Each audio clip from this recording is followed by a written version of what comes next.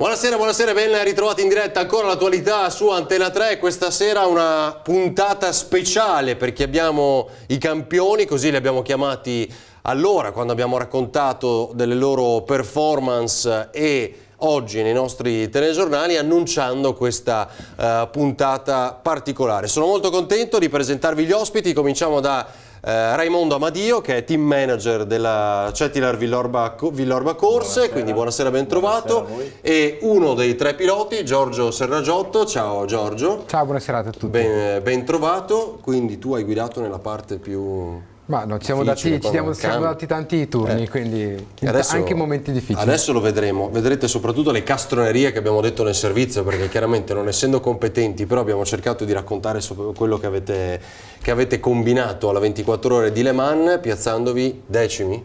Al nono posto assoluto. Però nono posto assoluto.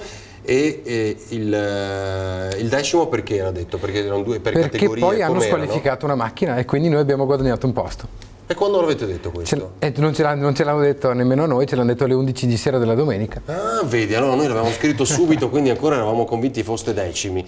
Beh, bene, avete guadagnato una posizione soltanto entrando in studio qui nei primi minuti. Vediamo che cosa abbiamo raccontato quel giorno e poi viviamo insieme le emozioni, anche perché abbiamo molte altre immagini che il vostro team ha girato in quei giorni, sono davvero spettacolari. Vediamo.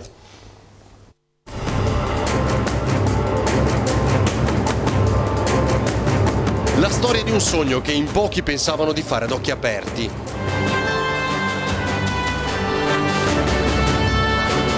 Là dove la leggenda si fa asfalto, il calore dei motori annebbia l'orizzonte, la notte cala durante la corsa per poi lasciare spazio ancora alla competizione. I trevigiani entrano nella storia.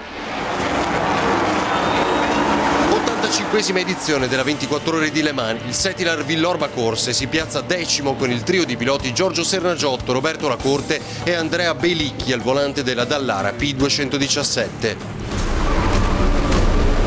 L'equipaggio del team manager Raimondo Amadio compie il miracolo, addirittura ottavi della categoria dopo una notte passata a spingere al massimo, dandosi il cambio per il sonno e ritornando al muretto a seguire la freccia azzurra made in Treviso, mentre l'asfalto mangia ancora pezzi di copertone. Tanti ritiri a sorpresa, ma loro c'erano sino alla fine, sorpasso, dopo la partenza in 18ª posizione. Alla fine la gioia è incontenibile.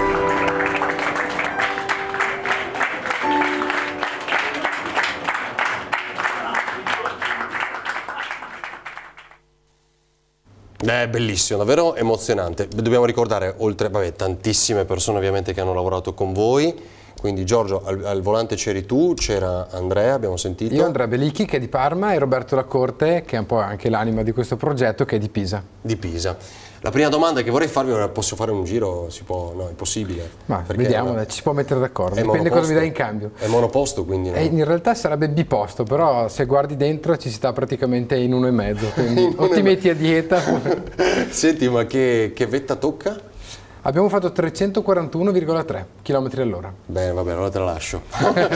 Te la lascio. Ho già vissuto un'esperienza 284 in moto, in biposto, quindi...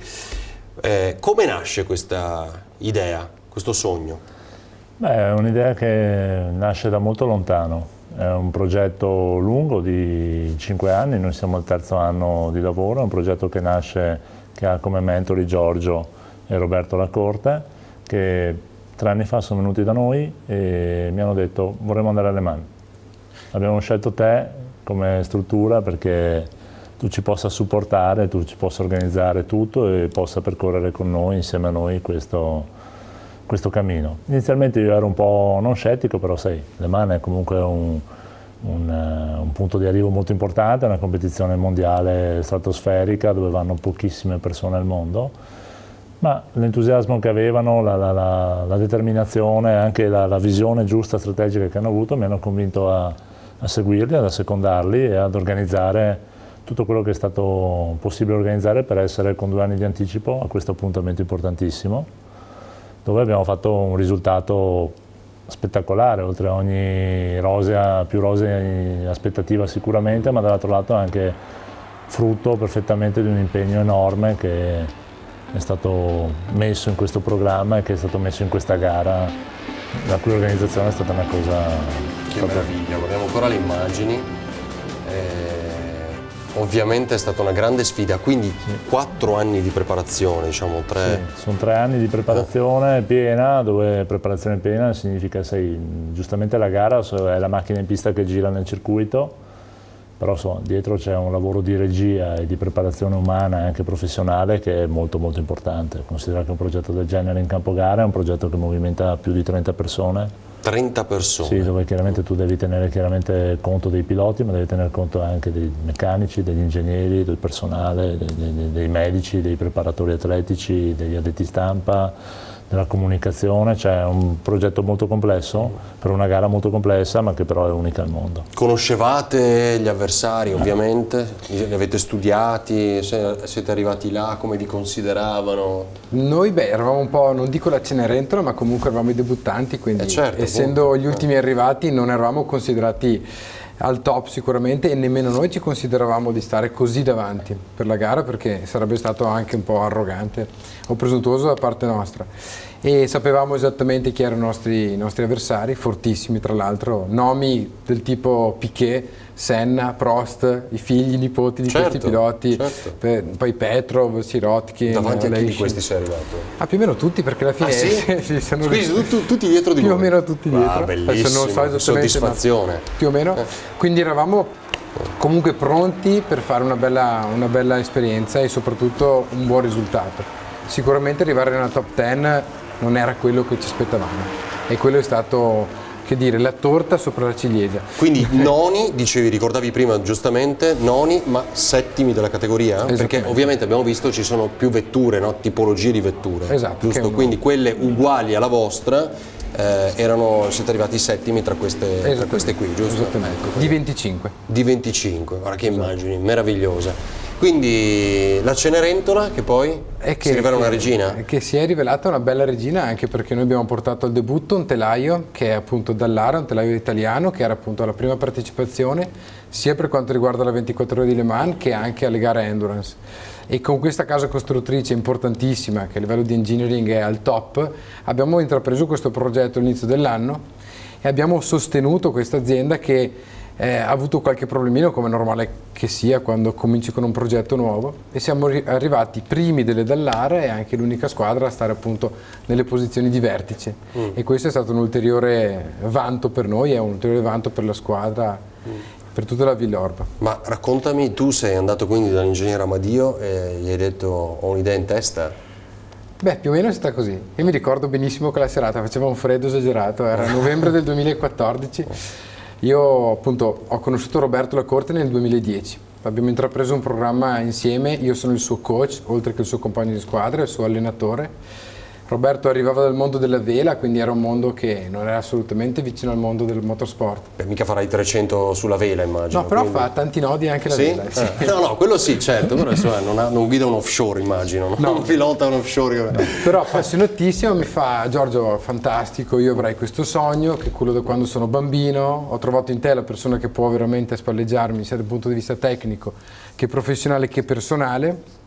Abbiamo iniziato insieme un progetto con delle categorie piccole per farlo crescere. Quando ho visto che la sua maturazione era buona per dire ok, puntiamo a qualcosa di più importante, ho detto Roberto, adesso però c'è da andare in una squadra importante, se vogliamo fare qualcosa di importante. E lui mi ha detto bene, tu conosci l'ambiente, dimmi te quale può essere l'azienda importante. Io lo sapevo qual era l'azienda importante, era a 15 km da casa mia. Io sono di Cairano San Marco, quindi per me insomma era abbastanza facile. Vicini di casa.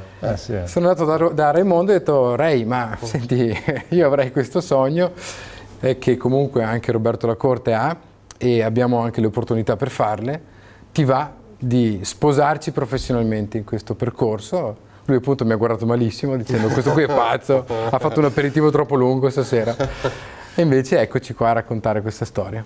Bellissimo, bellissimo. Adesso, visto a distanza di ormai qualche settimana, insomma, bisogna preparare una nuova sfida.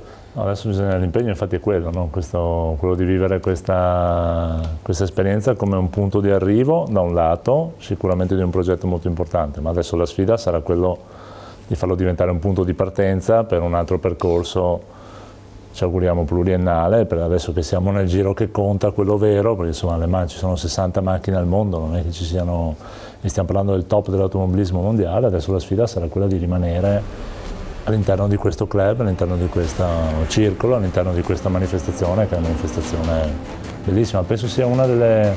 Noi veniamo da una parentesi abbastanza lunga, abbiamo fatto più di 20 anni di motorsport a livelli molto buoni, abbiamo lavorato prima moltissimo con Ferrari nel Gran Turismo, però quello che ho provato quel giorno quando la macchina ha preso bandiera, che insomma è un rito, quello di prendere bandiera alle mani, è stata sicuramente la giornata più bella della mia vita, nella mia vita sportiva. Cosa vuol dire ha preso bandiera? Cioè tecnicamente cosa Tecnicamente succede? allora, quando tu partecipi a una gara endurance come questa, l'obiettivo principale per la tipologia della disciplina, per la tipologia della gara, è quello di finire la gara. Cioè, l'obiettivo, certo, già quando tu finisci la gara, rientri già in un gruppo di persone che hanno raggiunto un risultato. Le Mans è una gara molto bella, molto insidiosa, per i debuttanti pressoché, non dico impossibile, ma molto difficile finire al primo colpo, certo. Perché sì, è un circuito che non puoi preparare, perché comunque è un circuito settato apposta per la manifestazione, sono 14 km misto fisso e misto stradale, che viene realizzato solo per quell'occasione. È una gara che ha delle problematiche insite particolari che non rinviene in nessun tipo di gara in nessuna parte del mondo, quindi sì, per i debuttanti l'impresa sarebbe già stata averla finita. Certo. Poi quando mancavano 3-4 ore alla fine, che io dirigevo tutto il muretto e cominciavo a vedere che eravamo P12, P11, P10, poi uscivamo P11, P9, ho detto ragazzi qua ci sta che forse riusciamo a fare un piazzamento di quelli col botto. Voglia, un piazzamento. Ma curiosità, quanti pit stop si fanno? Ne abbiamo fatti 32. 32? Ma sì. E i tecnici sono sempre quelli da devono dormire? Come si fa? A turno? I nostri tecnici sono stati eroici a partire da... Ho visto le immagini, chiaramente con qualcuno si riposava, perché d'altronde ci si deve dare i turni, no? Anche. Beh, in realtà alla fine non se li sono praticamente dati, è quello che io mi domando come abbiano fatto Roberto Trevisani, il nostro capo tecnico, ingegnere, Loris Rossetto per esempio, che è il nostro capo macchina, Giuliano e tutti gli altri che adesso sicuramente si arrabbieranno perché non li cito, ma non arrabbiatevi, vi offro uno spritz, non preoccupatevi. Cioè, così lascio un'altra idea, esatto. Abbiamo capito che nascono sempre sono così. Sono stati veramente incredibili ed è stato secondo me qualcosa in più che abbiamo avuto sulle altre squadre. Noi piloti bravissimi, per l'amor di Dio, adesso non voglio togliere niente a me e ai miei colleghi. C'erano altri italiani, sì? C'erano altri italiani che però erano un po' sparsi all'interno di altre squadre, erano 11 piloti italiani in tutto e non c'era nessuna squadra completamente italiana come la nostra. Ecco. Noi tant'è che abbiamo portato proprio in alto il vessillo del tricolore come The Italian Spirit of Le Mans, perché eravamo l'unico team completamente italiano, che era dato da appunto l'equipaggio, i 3 piloti, tutti i tecnici completamente italiani, la vettura Dallara italiana e la squadra, la Villorba Corsa. Ed 341 all'ora mi hai detto, sì, è una cosa che ancora vabbè, ci sto pensando. Cosa succede a 341 all'ora? Come la vedi la strada? Ma sai, fino a 300, 310 così, certo, tutto normale più o meno, per te, sì, dai, vabbè. Perché sono vetture abbastanza progettate per quelle velocità. Ma quando vedi aumentare la velocità e soprattutto che la velocità continua ad aumentare velocemente, non è che rallentava, continuava ad aumentare velocemente, dicevi, cacchio, ma qua se succede qualcosa forse... E effettivamente gli ultimi 20 km all'ora erano un po' strani. E poi in una strada stradale, una strada aperta al traffico, che era fatta un po' a schiena d'asino, quindi certo. Era più alta in mezzo, non potevi stare in mezzo, dovevi stare o a sinistra o a destra. Quando sorpassavi le altre macchine la vettura scartava velocemente. La duna, diciamo, sì. Sì. E quindi di notte, immagina, non so, alle 2-3 di mattina, a 336-337 km all'ora, dietro una macchina che faceva 30-40 km all'ora in meno, effettivamente ci sono stati dei momenti in cui ho pensato veramente, ma io che cacchio sto facendo qua? Però alla fine è stata un'esperienza incredibile e una scarica di adrenalina esagerata. Ma quindi non ho capito, qual è il nuovo progetto che state preparando? Di nuovo Le Mans o qualcosa? Allora, sicuramente punteremo a ripetere Le Mans, sicuramente punteremo a ripetere Le Mans e già questo è parte del progetto 2018. E accanto a questo probabilmente rinforzeremo ulteriormente il nostro impegno nell'endurance e nel grande endurance, con dei progetti collaterali che sono attualmente allo studio, ma che leggerete, mi auguro, a breve. Certo. E che comunque si sfruttano anche l'abbrivio e la notorietà e anche il grande feedback che ci ha dato questo risultato. Ecco, vi hanno chiamato, c'è qualcuno anche per raccontare a livello nazionale, Sì. insomma, un riconoscimento? No, allora, devo dire che io sono stato abbastanza guardingo nel pubblicizzare molto la cosa, perché mi rendevo conto che andavo verso un qualcosa di enorme, soprattutto per Villorba enorme, anche se comunque l'abbiamo preparata al meglio e i risultati si sono visti. E avevo sottovalutato molto onestamente il feedback che una gara del genere dà, a livello di seguito reale in campo gara, ma anche a livello di worldwide, cioè di seguito che ha e di feedback che ha a livello mondiale. Infatti un risultato del genere per un team che, come ha detto Giorgio, era un po' la Cenerentola di questa 85esima 24 ore di Le Mans, è stato un qualcosa che mi ha sorpreso e continua a sorprendermi anche giornalmente, anche oggi, anche ieri. Continuano ad arrivarci da tutte le parti del mondo, a parte le congratulation e quant'altro, ma anche manifestazioni di interesse, gente comunque interessata a conoscere i nostri programmi futuri, quindi sì, è sicuramente un qualcosa che, al di là del grandissimo risultato sportivo, anche da un punto di vista aziendale e professionale, ha arricchito tantissimo lo spessore della struttura. Raccontaci un po', Giorgio, della macchina, dai. Allora, quindi una Pedalar 217, vado a memoria, no? Perfetto. Che raggiunge quella cifra, quella velocità folle di 341, l'abbiamo capito, ma potevi spingerla anche di più. Beh, se ci fossero stati ancora un po' di metri, sì. Quanto ti serviva per il decollo, diciamo? Una pista, diciamo, cos'è, 3 km, tra i 3 e i 5, una pista... Una pista normale è fra i 3, 5, 6 km. Parlo degli aerei, ovviamente, degli aeroporti. Esatto, quindi... ma noi raggiungevamo i 300 all'ora già dopo più o meno circa un chilometro e mezzo. In quanti secondi, quindi? Da 0 a 100 quanto ci mette? Non lo calcolano, da 0 a 100 mi pare che calcolano il 0 a 200 che era sotto i 6 secondi. Mamma mia. Perché poi in realtà non parti quasi mai da ferma, parti dopo i pit stop, che però devi uscire piano, se no ti danno la penalità. Certo. Giustamente. Quindi è come essere su un aereo, di fatto. Ma lì, sì, il livello costruttivo è esattamente quello, nel senso che la vettura, si parla sempre di downforce, quindi di forza di schiacciamento dell'aria verso terra, ed è esattamente la stessa forza che poi hanno gli aerei, solo che up force, che serve per alzare l'aereo. Noi abbiamo lo stesso tipo di forze, solo che capovolto. Vi do un valore che fa molto pensare. A 200 km all'ora, quindi non parliamo di 300 km all'ora, ma parliamo di 200 km all'ora, noi abbiamo 1000 kg di schiacciamento dell'aria sulla vettura. La vettura pesa 900 kg, quindi noi potremmo guidare tranquillamente capovolti, non so, in una galleria e poter stare attaccati al muro senza cadere dalla galleria a 200 km all'ora. Scusa, questo per la pedallara ovviamente, Dallara, cioè non una cosa da imitare, intendo dire, quindi esatto, ma non lo facciamo ecco, per stesso. Macchine straordinarie come la vostra. Poi mi ha colpito perché non ho capito, il circuito cambia sempre, quello di Le Mans? No, allora il circuito di Le Mans, a Le Mans c'è un circuito, che è il Bugatti, il circuito Bugatti, che è, per essere chiari, il circuito dove corre il motomondiale, dove comunque corrono i campionati francesi.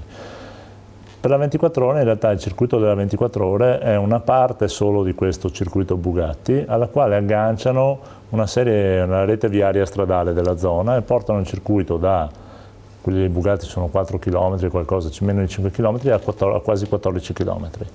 Con dei rettilinei molto lunghi che sono chiaramente durante le settimane non della 24 ore, sedi stradali normalissime, che vengono chiaramente chiuse, barrierate. Case, abitazioni. Case, abitazione, lì, foresta, c'è tutto. Quindi se la guardano gratis la corsa. Però stanno chiusi in casa 24 ore.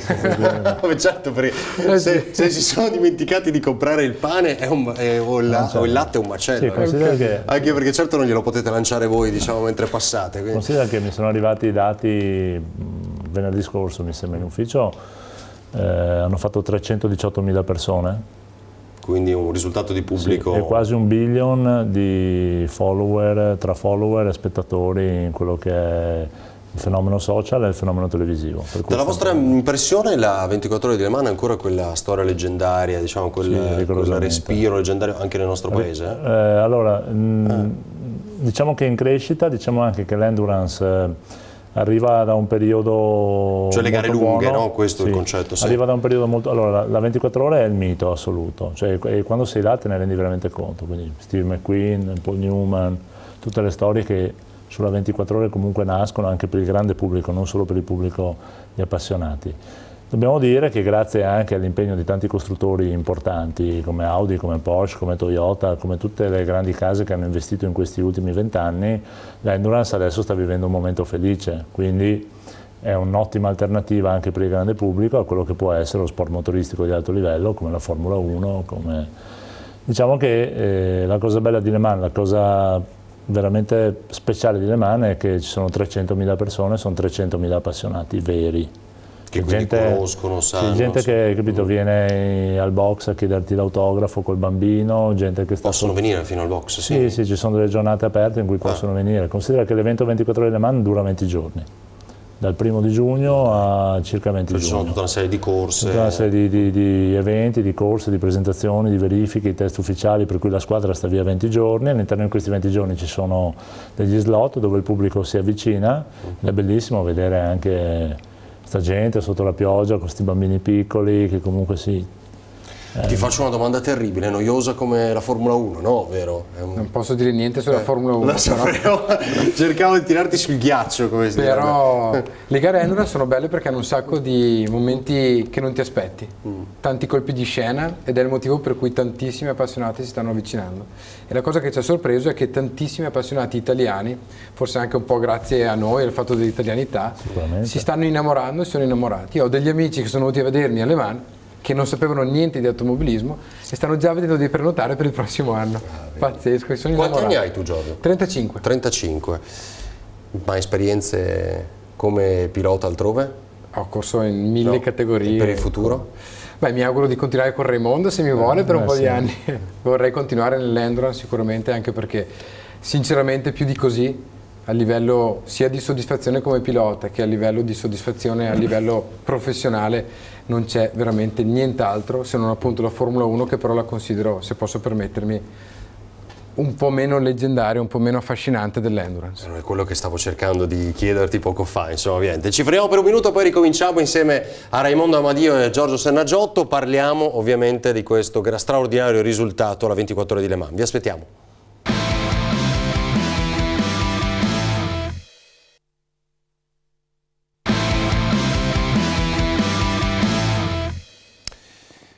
(20:10) torniamo a parlare insieme ai ragazzi del Cetilar Villorba Corse. Volevo capire un'altra cosa, Giorgio. Intanto, com'è nata la tua passione qualche anno fa?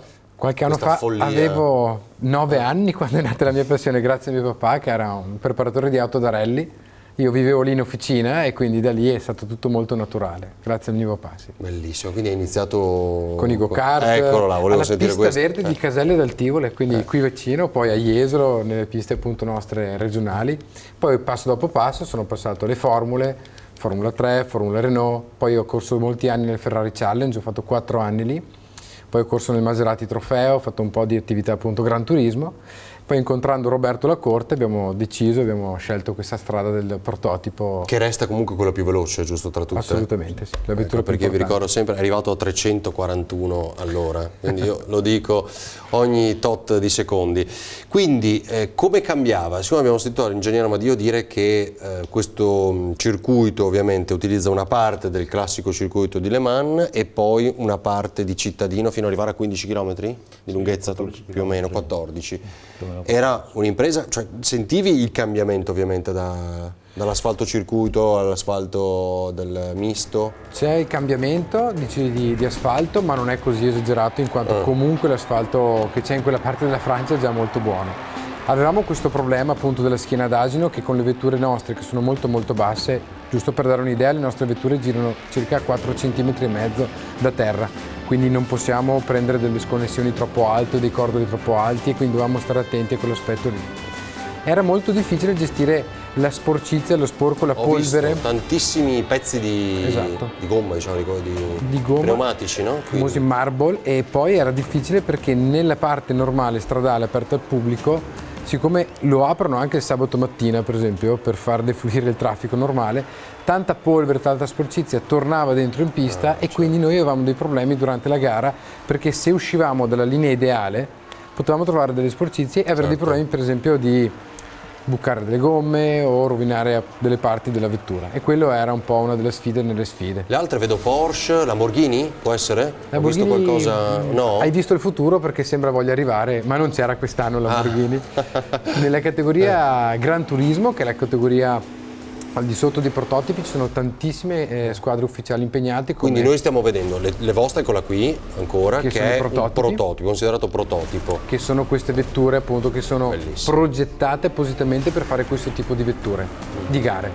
Poi ci sono le vetture Gran Turismo, che invece sono le vetture derivate dalla serie, ecco, dalla strada, diciamo, che hanno anche dei marchi più famosi. Quest'anno per esempio ha vinto Aston Martin, seconda la Corvette, poi c'era la Ford con la Ford GT, Ferrari, Lamborghini sembra voglia entrare tra qualche anno, BMW entrerà il prossimo anno ufficialmente, Porsche che è impegnata sia nei prototipi che nel Gran Turismo, e poi non mi sembra di dimenticare nessun altro. Queste erano le case costruttrici impegnate poi tra l'altro ufficialmente. Ingegnere, quando hai telefonato a casa, quindi a Treviso? È stata difficile perché l'emozione era tantissima. Non mi è mai successo onestamente di vivere un momento del genere in campo gara, l'emozione era tantissima. Chiaramente a casa e a Treviso tutti sapevano che erano 20 anni di sogno che era diventato realtà, per cui l'enfasi era notevole. E sì, come ti dicevo prima, è sicuramente uno dei momenti in assoluto più belli della mia vita e indiscutibilmente il più bello per Villorba Corse e per me alla guida di Villorba Corse degli ultimi 20 anni. Quando abbiamo sentito Giorgio raccontare come l'ha vissuta da dentro, tu che eri al muretto? Sai, io sono stato al muretto 24 ore. Quindi un pezzo di sonno, come si dice, l'hai fatto o no? No, zero. Neanche? No. Ma e lui ha dormito? Sì, in realtà i piloti si alternano perché chiaramente hanno... Io ho dormito addirittura un'ora e un quarto. Esatto. Un'ora e un quarto riposatissimo.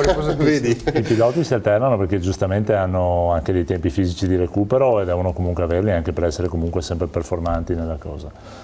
E io invece sono stato al muretto 24 ore, anche perché giustamente avevo da controllare quello che facevano in pista e tradurre quello che facevano in pista in quello che facevano anche nelle retrovie, nel box, e comunque coordinare tutto l'insieme. Poi sai, quando la macchina corre deve anche fermarsi a fare benzina, deve fermarsi a cambiare le gomme, c'è un giro giusto per fermarsi, un giro giusto per uscire, bisogna stare attenti al traffico in pista, capire se il pilota che è in macchina riesce a fare un famoso stint in più, quindi un settore in più, oppure rientrare. Cioè le variabili sono tante, quindi l'adrenalina è molta, per cui è molto difficile riuscire al muretto, è impossibile dormire 24 ore. Sono 24 ore che in realtà diventano molte di più perché parti la mattina molto presto e arrivi la domenica sera molto tardi, diventano più di 36. Però sì, l'adrenalina, l'emozione, la notte poi che è un momento magico, l'alba che è un momento fantastico, bellissimo, e ti fanno stare sveglio. Il primo obiettivo era passare la notte, poi era prendere bandiera, e quindi sì, a poco ti rendevi conto che mano a mano che passava il tempo, l'obiettivo, quindi sì, mano a mano che passava il tempo il sogno diventava sempre più realtà, e questa sensazione ha dato la forza a tutto il team. Prima Giorgio ha detto una cosa giustissima: il motorsport è uno sport complesso, nel senso che è uno sport in cui devono starci dentro tanti fattori, i piloti, la macchina, ma anche la squadra, chi gestisce la squadra, i meccanici, chi fa le strategie, gli ingegneri. Noi abbiamo avuto il nostro punto di forza sicuramente, pur essendo anche Cenerentola, è stato quello secondo me di avere una super squadra e dei super ragazzi che lo fanno sicuramente per professione, ma hanno messo in questo appuntamento particolare una dose di passione e di volontà di arrivare alla fine, di fare bene, che è incommiabile. Ingegnere, hai i tuoi uomini che ti ascoltano, cosa dici? No, bravi ragazzi, e preparatevi che nel 2018 ripetiamo. Senti Giorgio, l'ultimissima cosa che ti chiedo, la preparazione, cioè visto che devi pilotare un aereo di fatto, anche insomma, immagino il collo, la schiena, che cosa, i muscoli per tenerti... È molto complesso, noi abbiamo cominciato a settembre a prepararci, perché sapevamo appunto che avremmo avuto probabilmente questo impegno. Abbiamo cominciato a settembre e la preparazione è molto complessa, sia da un punto di vista fisico, muscolare, ma soprattutto da un punto di vista mentale. Ci fanno tantissimi test di esercizio, anche e soprattutto per riuscire a sviluppare quella forza in cui il cervello mette meno sotto sforzo il corpo possibile. Quindi devi pensare ad altro? No, assolutamente, devi pensare poco, ma a quello che serve, non a cavolate. Va bene, ok, grazie a Giorgio Serraggiotto, a Raimondo Amadio, complimenti ancora ragazzi, ci rivediamo ovviamente allora quindi tra qualche tempo. A chi ci ha seguito da casa, grazie ancora. L'informazione di Antena 3 non finisce qui. Ora il telegiornale del Veneto, poi ricordate domani mattina la rassegna stampa a partire dalle 7. Grazie, buona serata.